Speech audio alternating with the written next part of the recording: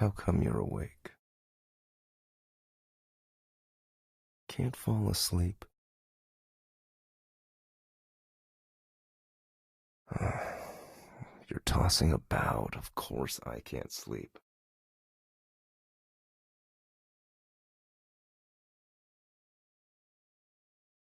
Your gown's unbuttoned. Like a little child.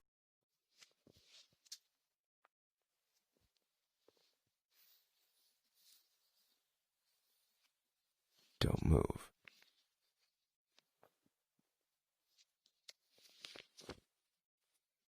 There. Now I can't sleep either. Well, are you gonna make it up to me? If you behave and go to sleep now, that's all I want. Don't toss around. Would you like to do something? You want me to tell you a story? I've never told one before. Never mind. Since we're both awake, I can give it a try.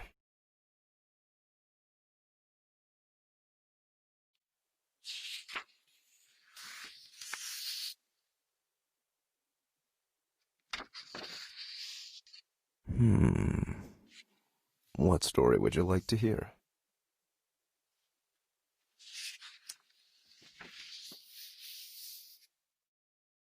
If anything will do, then let's start with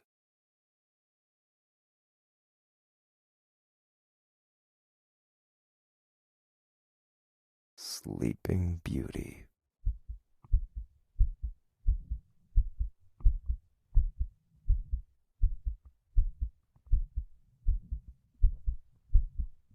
Why are you laughing?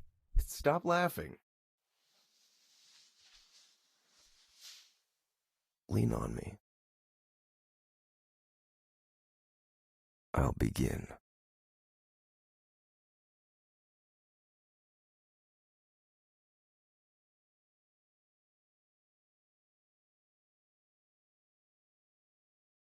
Once upon a time, there lived a king and queen who didn't have any children.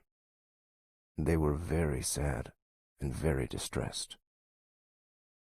One day, when the queen was walking along the river, a little fish popped its head out of the water and said to her, "Your wish shall be fulfilled.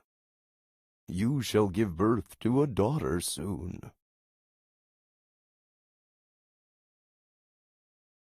After some time, that little fish's words came true. The queen had a very beautiful baby girl. The king was so happy that he decided to hold a grand feast. He invited his family, friends, and foreign guests. In addition, he also invited almost all the witches and allowed them to bestow good wishes upon his daughter.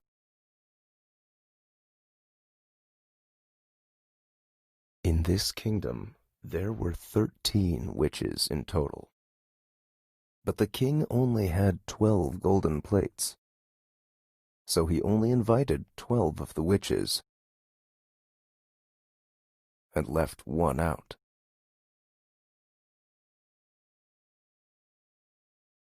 After the grand feast, all guests presented the little princess with their gifts.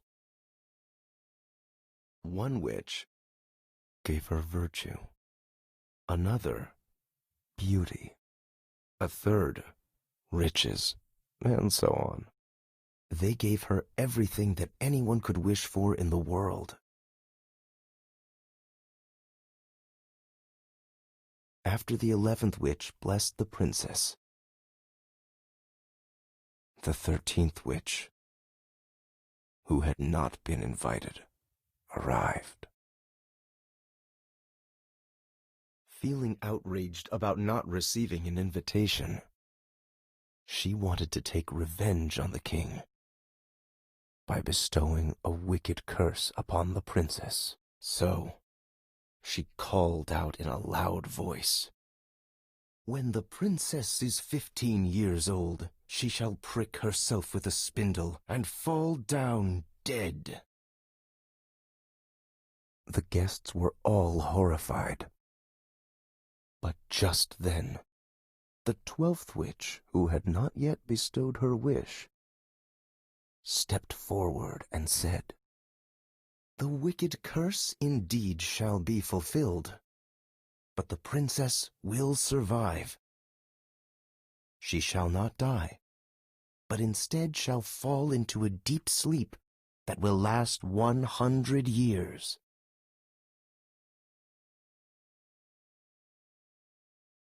In order to prevent the princess from befalling that misfortune, the king commanded that all the spindles in the kingdom be collected and destroyed.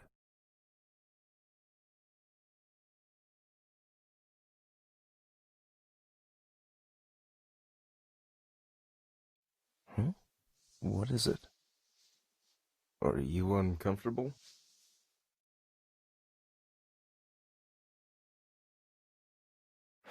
Okay, I surrender. Lie in my arms.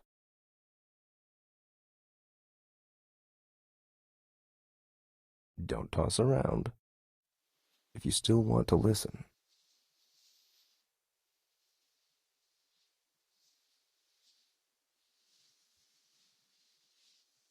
Over the years, all the blessings of the witches came true. She grew to be beautiful, gentle, and graceful. Everyone who saw her could not help but love her. On her 15th birthday, the king and queen went out and left the princess alone. She wandered about the whole palace, and finally, she came to an old tower. In the tower, there was a narrow staircase. At the end of the staircase stood a door. A golden key was sticking out of the lock. When she turned the golden key, the door flew open. Inside the room sat an old woman who was busily spinning flax. The princess was very interested. Stepping forward, she took the spindle and tried to spin it. But the moment she touched the spindle, she fell upon the floor and lost consciousness. The wicked curse had been fulfilled. The princess lay in a deep sleep. What is it? Dummy. You asked me to tell you a story. Well, shall we go on?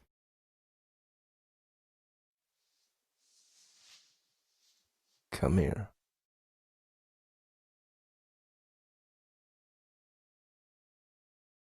Just then, the king and queen returned. Upon walking into the hall, they fell asleep too. The horses in the stable, the dogs in the yard, and the doves on the roof also fell asleep. Even the fire in the hearth died out. Everything stood still in a deep sleep. Before long, a hedge of wild grass began to grow around the palace. Year after year, it grew higher and higher, thicker and thicker, until at last, nothing of the palace could be seen, not even the roof. From then on, many princes came and tried to force their way through the hedge and into the palace. But they failed. They all ended up trapped in the thorns.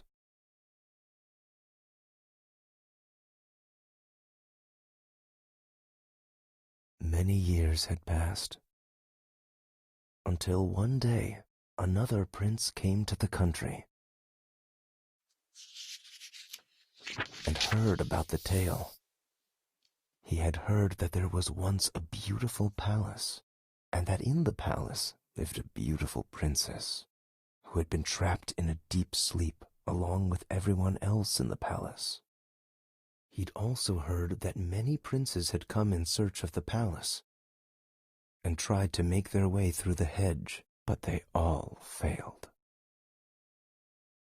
He was in awe of the tale of this beautiful princess, and although others had tried to persuade him to give up, the brave prince still insisted on going through the hedge. On the day when the 100 years had just ended, the prince stood outside the palace and saw the hedge was covered with beautiful flowers. He walked through the hedge easily as the shrubs made way for him. However, the shrubs secretly closed behind him. Finally, he arrived at the palace. In the courtyard, the prince saw the dogs lying asleep on the ground, the horses asleep in the stable, and the doves asleep on the roof with their heads tucked under their wings. He continued forward. All was so still that he could even hear his own breathing.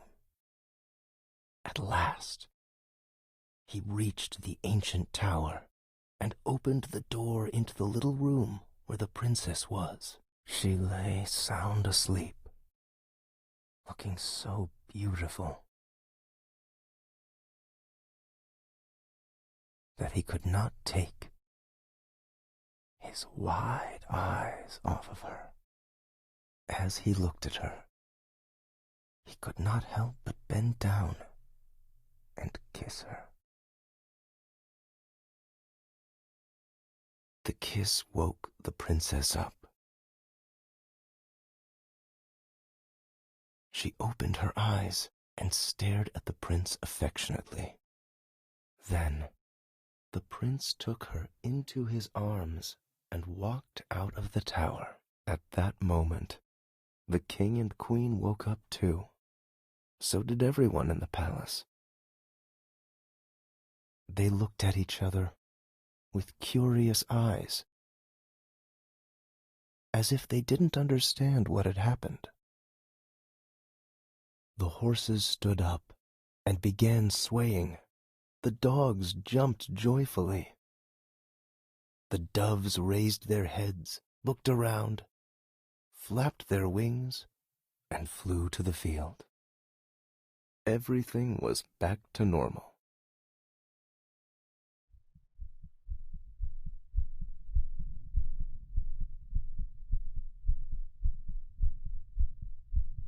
The prince and princess held a grand wedding ceremony, and they lived happily together for the rest of their lives. Huh? How do I feel about it?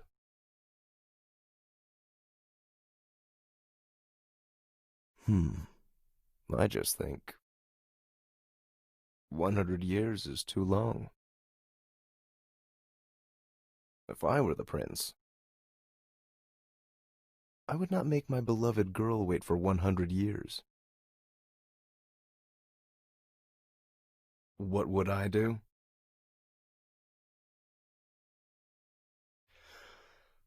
I would go to her immediately.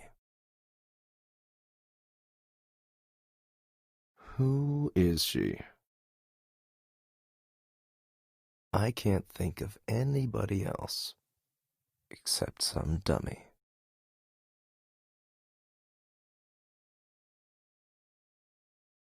Are you sleepy?